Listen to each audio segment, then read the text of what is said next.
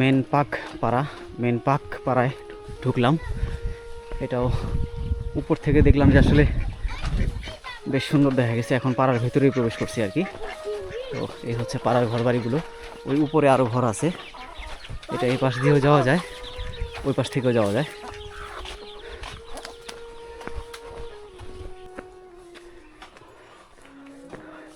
মেংপাক পাড়াটা একটু দেখাচ্ছে। ওই পাশেও বেশ কিছু ঘর আছে, আর এখানেও বেশ কিছু ঘর আছে। এখানেও কয়েকটা ঘর দেখা যাচ্ছে।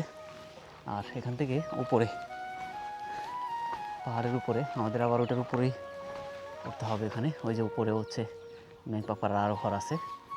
তো এখানে নিচে যে কয়েকটা ঘর দেখা যাচ্ছে, 1টা 2টা 3টা 4টা 5টা, আর ওখানে একটা 6টা, আর উপরে হয়তো আরও 6-7টার মতো থাকতে পারে, গেলে বোঝা যাবে আর কি। তো এই মেংপাক পাড়াটা এখন আমরা ক্রস করতেছি আর কি। আপাতত এখানে আমাদের ছোট্ট একটা ব্রেক দিছে, জাস্ট কারো স্যালাইন কিংবা ড্রাই ফ্রুট খাওয়ার প্রয়োজন হলে, বা সামনে যেহেতু একটু পানির প্রয়োজন হতে পারে, তো ওই হিসেবে আর কি আধা লিটার বা 1 লিটার পানি যাতে নেয়, ঠান্ডা পানি আছে এখানে জিরের, ওটা নেওয়ার জন্য জাস্ট একটা শর্ট ব্রেক দিছে। সবাই ওখানে আসে, ওয়েট করতেছে ওই যে ওখানে বসে।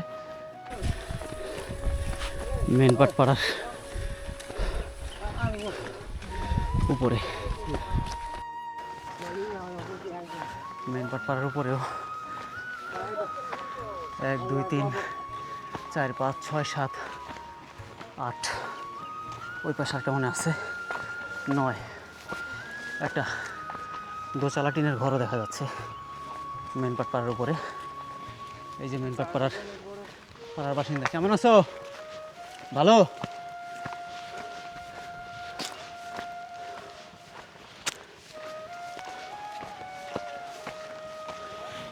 পাড়ার মধ্যে কত সুন্দর চকচকে টকটকে ফুলের গাছ।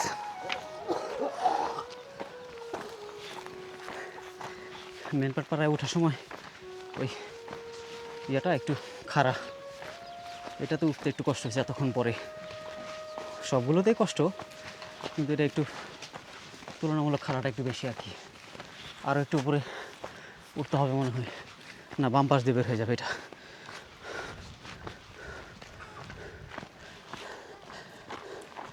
সব মিলাইয়াও এই পাহাড়ের উপরে আর নিচে যেখানে আমরা ব্রেক নিছি, এই 2টা মিলাইয়া উপরে আর নিচে 20টা বা 21টার মতো ঘর আছে। এগুলো মিলাই হচ্ছে এই মেনপাট পাড়াটা। এই যে পাহাড়ে আরেকটা নতুন সকাল। হাফিজ ভাই সকালবেলা ঘুম থেকে উঠেই ওনার ডিউটি দিয়ে দিছি রং চা বানানো, একেবারে প্রাকৃতিকভাবে। এখানে আগুনের তাপ নেওয়ার জন্য আগুন জ্বালায় আর কি, রাত্রে জ্বালাইছিল। এখন সকালবেলা উঠে আগেই হাফিজ ভাই নিজ দায়িত্বে চা বানাইছে। এটার মধ্যে একটা ফ্লাক্স করছে আর কি, পুরো ফ্লাক্স। এখন ওর কাছে এক্সট্রা লিকার আছে আর কি, টি ব্যাগ, এটা দিয়ে দিবে। হাফিজ ভাই বাসায় সর্বশেষ কবে বানাইছেন চা? চা বাসায় বানানো হয় না, কিন্তু দোকান থেকে খাওয়া হয়। দোকান থেকে খাওয়া হয়, এক্স্যাক্টলি এটাই হয় সাধারণত। আর সকালবেলা উঠে স্পেশালি আমাদের হাফিজ ভাই আমাদের জন্য এখানে চা বানাইছে, যেটা এই যে ফ্লাক্সের মধ্যে আছে। আমরা সবাই এখান থেকে এই চা খেলাম। আর এটা হচ্ছে কংক্লাক পাড়াটা। এই পাড়াটা আপনাদেরকে আমি একটু শর্ট টাইমে একটু ঘুরে দেখাতে চাই। এই পাড়াটাতেও আপনার সব মিলিয়ে হয়তো 15টার মতো আপনার যে ঘর আছে, আর 11 পরিবার থাকে আর কি। বাকি এক্সট্রা কিছু ঘর থাকে যেগুলোতে গেস্ট আসলে ওরা থাকে আর কি। তো এই দিকটাতে কিছু ঘর দেখতে পাচ্ছি আমি। এখান থেকে যদি আমি কাউন্ট করি, 1 2 3 4 5 6 7 8 9 10 11 12 13 14 15 16, আর এইদিকে এক্সট্রা একটা ঘর আছে যেটা কারবারির ঘর আর কি। আর খুব বেশি মানে মানুষের আনাগোনা নাই, গেস্টরা আসলে এটা একটু জমজমাট হয়। আর এটাতে খুব বেশি একটা মানুষ কেউ মানে থাকে না আর কি। আমাদের পাশেই ঠিক এখান থেকে 5 মিনিট বা 4 মিনিট সামনে গেলেই এই নিচে দিয়ে রাস্তা আছে, যেটা অংওয়ে পাড়া আছে। ওই অংওয়ে পাড়াতেও অনেক গেস্টরা থাকে আর কি। তো আমি একটু সামনে আপনাদেরকে ওই পাশটা একটু দেখাবো আর কি, একটু সামনের দিকে যাই যে এই পাড়াটা কেমন আর কি দেখতে, যে কংলাক পাড়াটা। আমরা এখান থেকে যেহেতু কিছুক্ষণের মধ্যে এখান থেকে চলে যাব, আমরা সামনে আমাদের যেতে হবে লেকরির দিকে, আমাদের এখন রওনা হব। এর আগে আমরা পাণ্ডব পাড়াতে যাব আর কি। তো পাণ্ডব পাড়ার যাওয়ার আগে আবার আরেকটা পাড়া পড়তে পারে যেটা শুনলাম। এই যে পাহাড়ের এখানকার স্থানীয় এই সদস্যরা উঠে গেছে, এরা আমাদের আগে উঠছে। আর ওই পাশে সামনে আর তেমন কোনো ঘর নাই, ওই পাশে কয়েকটা ঘর আছে আর এদিকে একটা ঘর আছে। আর এই চারপাশে যা দেখতেছেন ওই একটু হালকা কুয়াশাও আছে ওই দিকটাতে। দেখেন পাড়ার বাচ্চারাও, হালকা একটা ঠান্ডা আছে, খুব বেশি না। বাচ্চারা ওরা ঘুম থেকে উঠে গেছে এখানে। আর এই পাশটাতে আমরা রাত্রে আসার পরে এখানে আমরা কিছুক্ষণ ছিলাম আর কি। তো আমাদের টিমটা যেহেতু একটু বড়, 20 জনের টিম হয়েছে, একজন আমাদের আসতে পারে নাই, উনি অসুস্থ হয়ে যাওয়ার কারণে উনি আবার রিটার্ন করছে। তো এই পাশটাতে আমাদের ভাইজানরা আছে। কী অবস্থা ভাই, সকালে কেমন লাগতেছে? ঘুম কেমন হয়েছে? ভালো হয়েছে না? একদম সেরা একটা ঘুম হয়েছে না?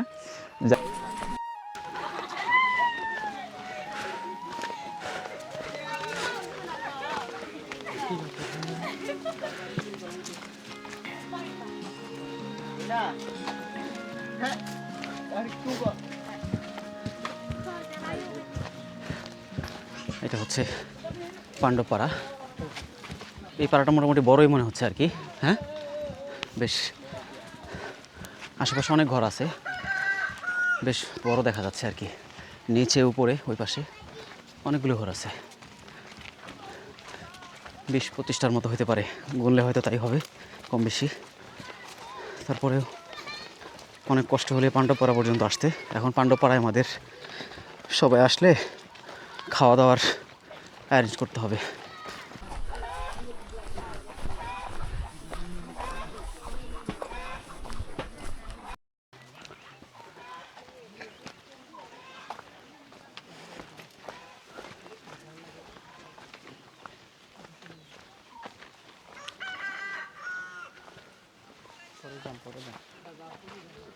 ভালোই বড় আছে।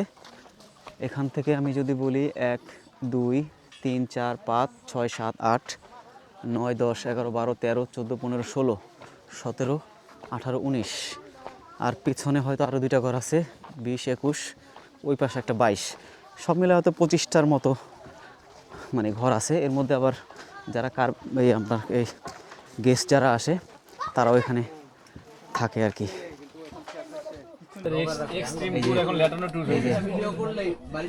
এই যে একটা, ওই যে সিদ্দিক ভাই একদম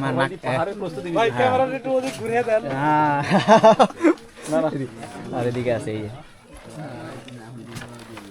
এই যে ভাই আমরা ওই যে ওখানে রান্না বান্না চলতেছে আর কি।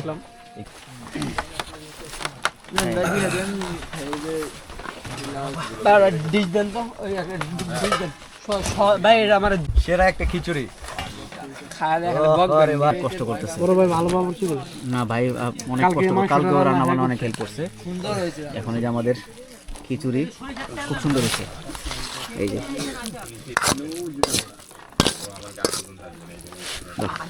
ঠিক আছে, আবার লাগলে পরে নেবেন, সমস্যা নেই।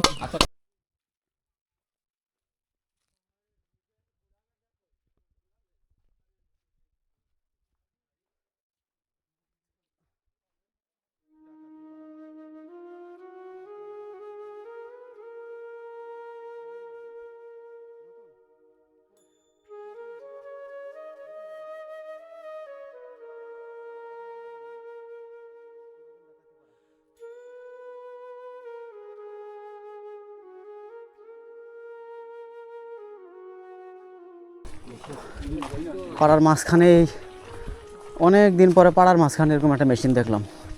সাধারণত ঘরের ভিতরে থাকে মেশিনগুলা। মাইক্রোপাড়া আছে ঘরের ভিতরে।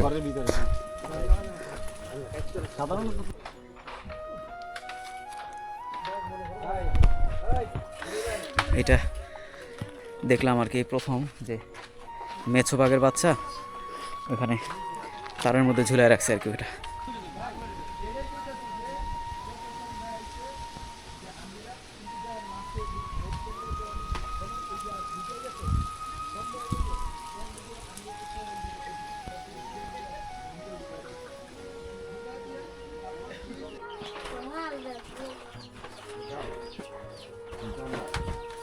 এই আনন্দপাড়ার মধ্যে এটা হচ্ছে আমাদের ঘর। এই ঘরটাতে আমরা এখন উঠলাম আর কি। বাকি এরপরে কী সিদ্ধান্ত হয় তা বলতে পারতেছি না। এই যে আনন্দপাড়ার কারবারি হচ্ছে উনি। এই পাশে আর একটা ঘর আছে উপর থেকে গুলাল দিয়া। আচ্ছা, দেখেন কি সুন্দর যায় ওরা এটা খাবে নাকি। এই একটা মারছে গুলাল দিয়ে, কি পাখি তো বুঝতেছি না, হলুদ কালার দেখা যাচ্ছে। এটা একটা কি, এরা নাম চিনি ওটা নাম কি নাম তোমার? অম্প্রে থম্প্রে। লেখাপড়া করো রান্না করবে কি কোন ক্লাসে? করবেন ক্লাস 4। ও এই জন্য ও বাংলা সুন্দর পারে, ও ক্লাস 4 পড়ে। স্কুল স্কুল কোথায়? স্কুল কোথায় স্কুল? ও আচ্ছা আচ্ছা ঠিক আছে, সম্ভবত।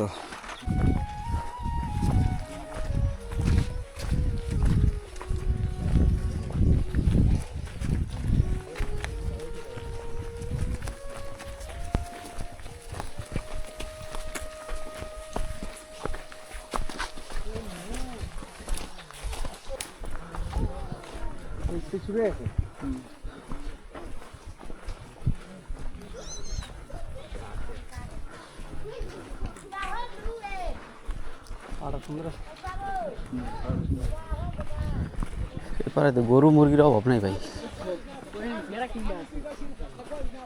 আস্তে লাউড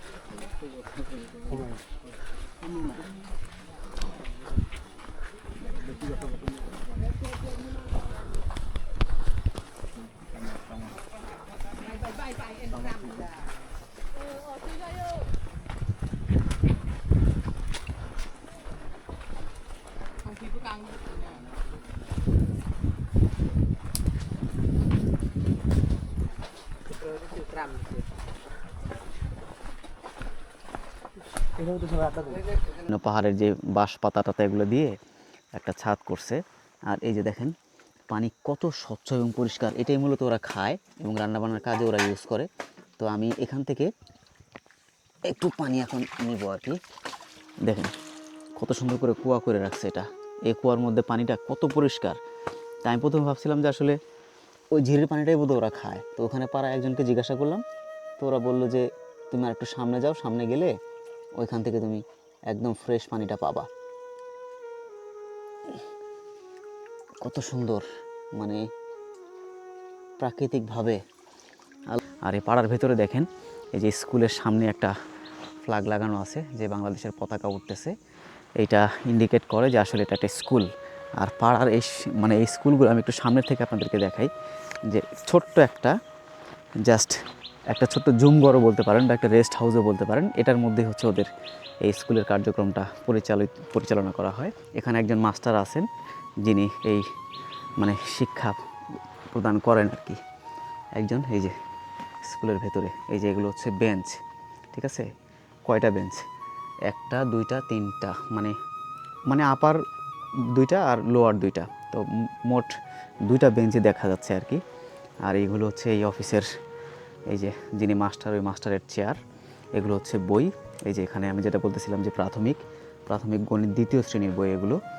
আর এটা হচ্ছে প্রথম পড়া, মানে ওদের প্রথম হাতে খড়ি পড়ার যে বই। এখানে মাস্টার সাহেবের জন্য কিছু কলম এবং এখানে পেন্সিল রাখা আছে।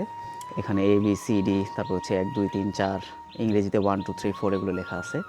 এত আমরা মডিফাই করি দিনকে দিন, এবং আমাদের চাহিদা শেষ হয় না বাচ্চাদের পড়ালেখা। তারপরেও আমাদের শিক্ষার অভাবটা থেকেই যায়, প্রপার সেই শিক্ষাটা। মানে আমি সেটা বলতে বোঝাচ্ছি যে আসলে মানসিক বা মানবিক যে শিক্ষাটা সেটা কিন্তু আমরা পাই না। তারপরেও এখানে এই প্রত্যন্ত অঞ্চলের দুর্গম এলাকায় স্কুলটা দেখে আমার কাছে খুব ভালো লাগছে। আর সামনে বাচ্চাদের খেলাধুলা করার জন্য কিছু জায়গা দেওয়া আছে, ওরা এখানে হাঁটাহাঁটি করতে পারে, খেলাধুলা করতে পারে। যদিও পাহাড়ি অঞ্চল এলাকায় আসলে আপনার খেলাধুলার জায়গার অভাব হয় না, ওরা সারাদিনই হাঁটতে পারে, দৌড়াতে পারে, খেলতে পারে। এটা কি ভাই ডাল লাগা? আমি যদি কই এটা রাখা আছে কুমড়া, আচ্ছা ঝুমের চালের ভাত, মিষ্টি কুমড়া আর ভাত। দেখবেন এটা পাহাড়ি হাতা আছে দেখবেন। এটা ভরে দে তো। কি হাতা মুখে পিস পাওয়া গেছে? ভাই টমেটো আছে, বড়ই আছে। ভাত হলে না নিচে দিয়ে কিন্তু প্রচন্ড খালি নেই। ভাইকে দিয়ে দিচ্ছ কলা পাতায় ভাত সার্ভ করা হচ্ছে। সবাই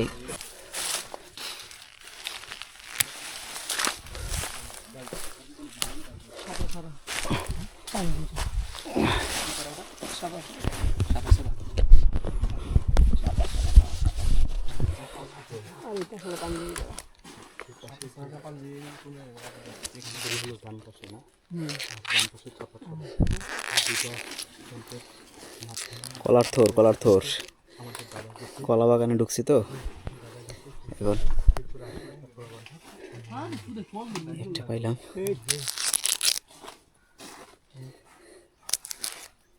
এটার ভিতরে যে একবারে সর্বশেষ যে অংশটা ওটা খুব টেস্ট আর কি। বিসমিল্লাহ। ভাই এটা খেয়ে আমাদেরকে পাহাড়ে বেঁচে থাক।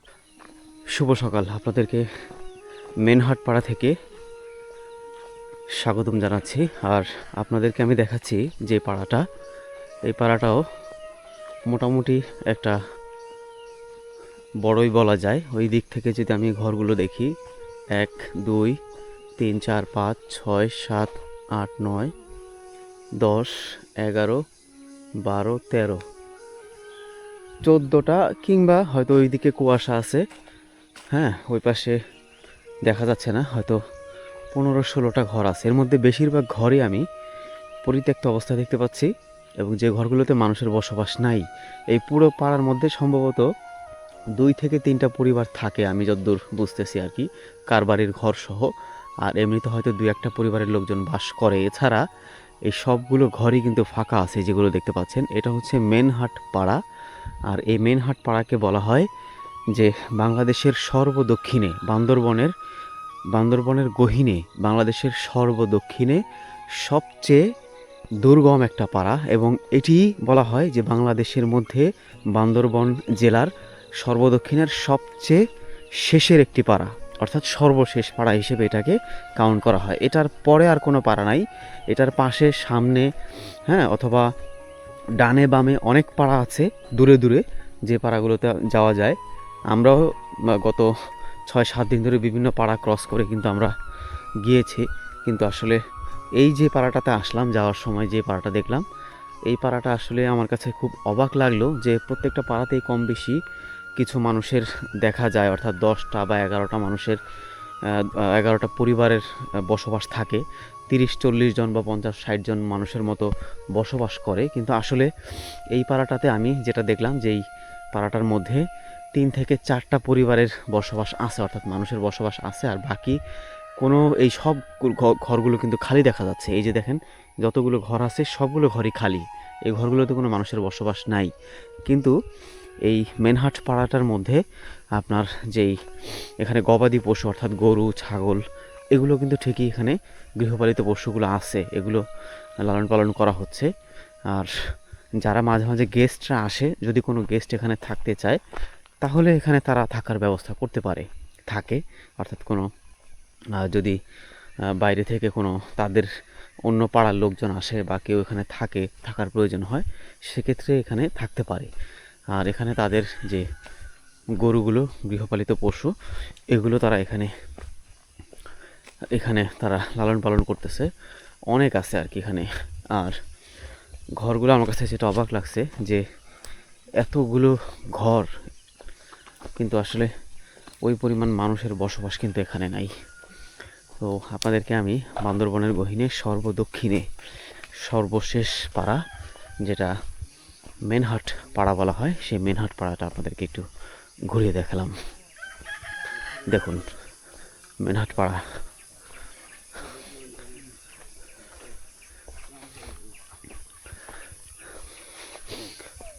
মেনহাট পাড়ার এই পাশে এটাই হচ্ছে সর্বশেষ ঘর, ওইটার পাশে আরেকটা আছে, আর এই পাশটাতে একটা ঘর আছে, ওই দিকটা তার একটা ঘর আছে। তো খুব সকালে, কুয়াশাচ্ছন্ন সকাল, আপনাদেরকে নতুন সকালে আমি বান্দরবনের গহীনে থেকে, যে একেবারে সর্বদক্ষিণে, যেই বাংলাদেশের বান্দরবন পার্বত্য চট্টগ্রামের মধ্যে বান্দরবনের এই সর্বোচ্চ, মানে সবচাইতে সর্বশেষ যেই পাড়াটা মেনহাট পাড়া, সেই সর্বদক্ষিণের সর্বশেষ মেনহাট পাড়া থেকে আপনাদেরকে আমি একটু ঘুরে দেখালাম আর কি। তো এই যে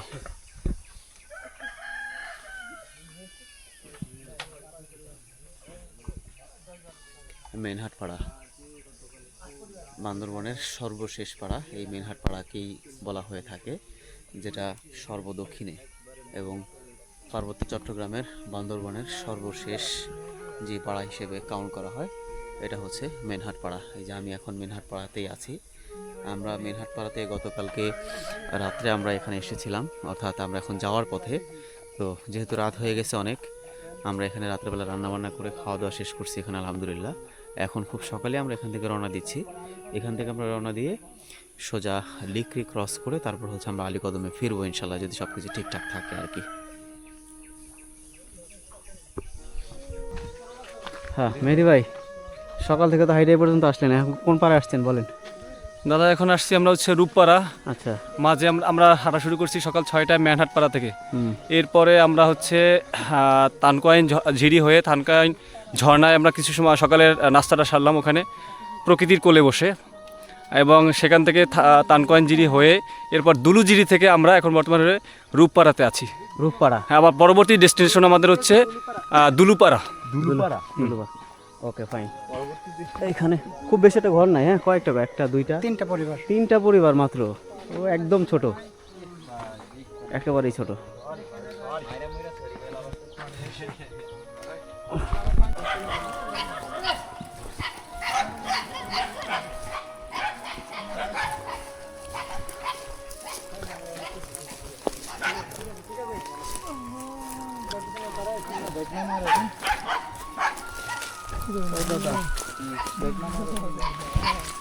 এটা কি লিকরিপাড়া? দুলুপাড়া।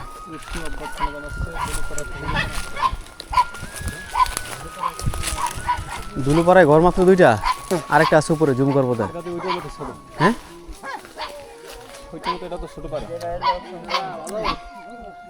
দুই পরিবার না তিন পরিবার সম্ভবত।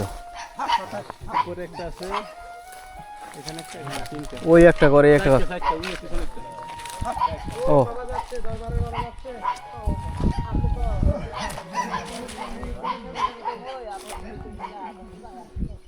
দুলুপাড়া একদম ছোট, মাত্র তিনটা ঘর আর উপরে একটা জুম ঘর। এই তিন পরিবার নিয়ে দুলুপাড়া।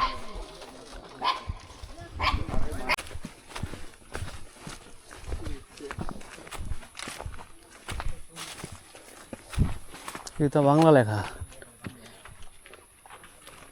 পাড়াতে ভালোই, পাড়ার দায়িত্ব একমাত্র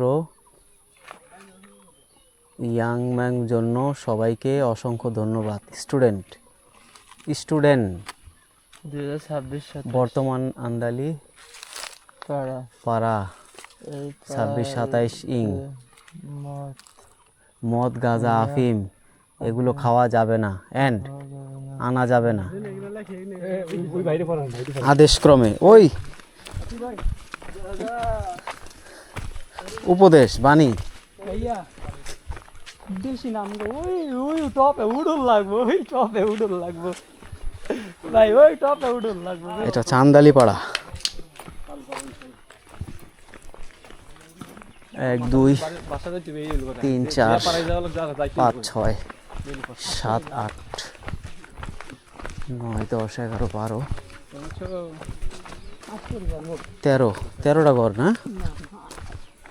পরিবার একটা, কিন্তু ঘর আছে আরো সাইডে, ওই সাইডে চিপা চাপায় ঘর আছে। ও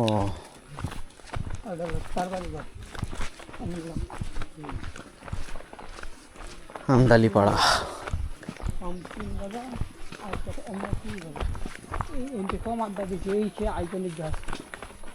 প্যাকেট পলিথিন বিস্কুট প্যাকেট না ফেলার জন্য অনুরোধ।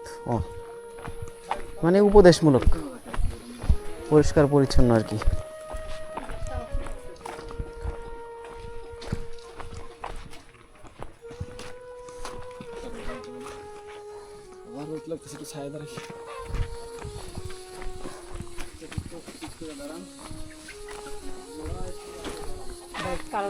সিগারেট আছে আমাদের শেষ, আমার সিগারেট ভিতরে ঢুকতে এটা হলো আমাদের ঘর।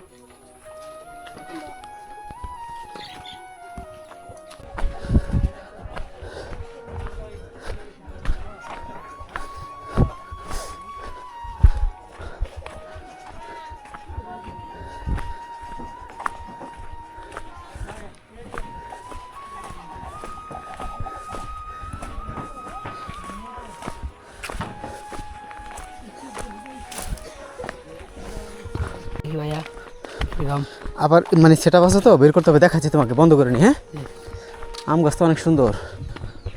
রাই হ্যাঁ, তারপর রাই এটা কি পমুহরি বাজার? না বাজানা তো তা মানে পমুহরি, উড়িকে তো এটা এটা কোন পাড়া? এটা সিন্ধু পাড়া সিন্ধুপাড়া। ও আচ্ছা আচ্ছা, সিন্ধুপাড়া। হ্যাঁ হ্যাঁ, চকলেট দিয়ে দেন। ওই দিক থেকে আমরা ঘুরে পাড়া দিয়ে বের হয়ে আসছি আর কি, এমনি ঘুরতেছি আর কি। নির্দিষ্ট কোনো জায়গা নাই, যেই পাড়া পাচ্ছি ও পাড়ায় মানে খাচ্ছি ঘুরতেছি এরকম। ঠিক আছে, থ্যাংক ইউ। হ্যাঁ ঠিক আছে দাদা, ভালো থেকো। হ্যাঁ ওকে, আমরা ওখানে কিছু খাবার দাবার খাই, তারপর নিচে নামবো। হ্যাঁ, এখন আমরা আলীকদমের দিকে যাব। অনেক ধরে তো হ্যাঁ, আলীকদম গাড়ি আছে, বোট জান বহুত সাথে পানি নাই পানি নাই না?